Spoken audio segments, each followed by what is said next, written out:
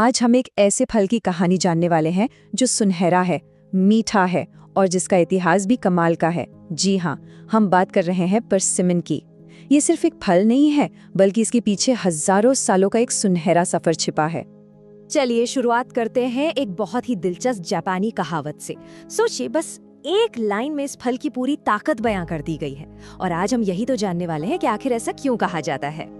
तो सबसे पहले सवाल ये उठता है कि इस फल का नाम इतना खास क्यों है। चलिए सबसे पहले इसके नाम के पीछे की कहानी ही जानते हैं। पता है सबसे दिलचस्प बात क्या है?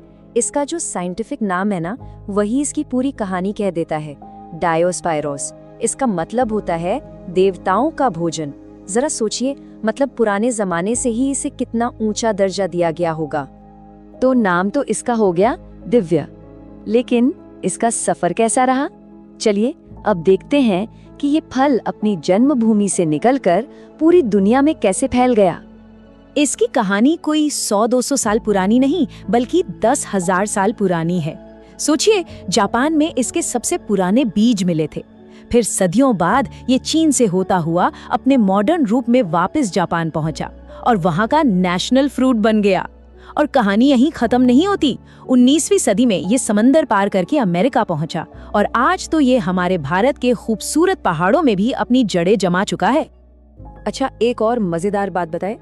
एक तरफ तो इसका साइंटिफिक नाम है देवताओं का फल, और दूसरी तरफ इसका जो अंग्रेजी नाम है परसिमन, वो नॉर्थ अमेरिका के मूल निवासियों ने दिया था। क्यों?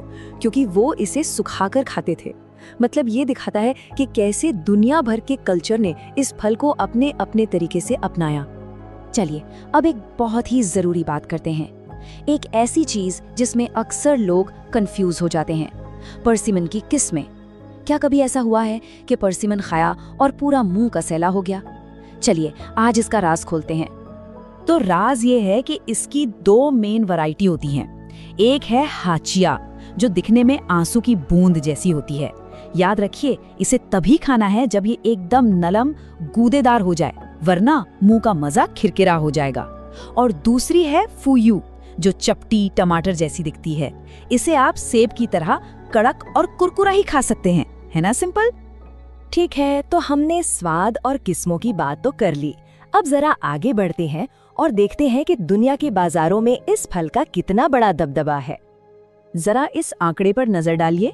दुनिया का लगभग 80% परसिमन सिर्फ एक देश में उगता है, चीन। मतलब इस फल के प्रोडक्शन पर चीन का कितना जबरदस्त दबदबा है, ये साफ दिखता है। लेकिन कहानी में एक ट्विस्ट है।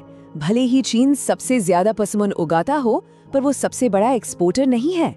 2022 के आंकड़े बताते हैं कि परसिमन को दुनिया भर में बेचने के मामले में स्पेन सबसे आगे था। मतलब उगाना एक बात है और उसका व्यापार करना बिल्कुल दूसरी।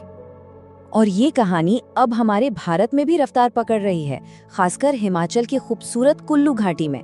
वहाँ के किसान अब बड़े पैमाने पर इसकी खेती कर रहे हैं और अंदाजा ये है कि 2025 तक सिर्फ कुल्लू से ही 1250 टन का प्रोडक्शन होगा। सोचिए ये कितनी बड़ी छलांग है। तो ये फल सिर्फ पेट भरने के लिए नहीं है, इसका हमारी संस्कृति और हमारी सेहत दोनों से ही एक बहुत गहरा नाता है। ये सिर्फ एक फल नहीं, बल्कि कई कल्चर में एक सिंबल की तरह है। जैसे जापान में इसे लंबी उम्र की निशानी मानते हैं। चीन में नई शादी के जोड़े को ये प्यार और खुशहाली के प्रतीक के तौर पर दिया जाता है। बौद्ध धर्म में ये बदलाव को दिखाता है। और भारत में तो हम इसे प्यार से जापानी फल या रामफल भी कहते हैं। और अब चलिए वापस चलते हैं उसी जापानी कहावत पर जहां से हमने शुरुआत की थी। जब परसिमन लाल होते हैं तो डॉक्टर पीले पड़ जाते हैं। तो अब पता चला ऐसा क्यों है? अरे भाई, ये एंटीऑक्सीडेंट से लबालब भरा है, जो हमारे शरीर की रक्षा करते हैं। साथ ही इसमें विटामिन सी, विटामिन ए और फाइबर भी खूब होता है। मतलब दिल, आंखें और पाचन सबके लिए ये एक सुपर फूड है।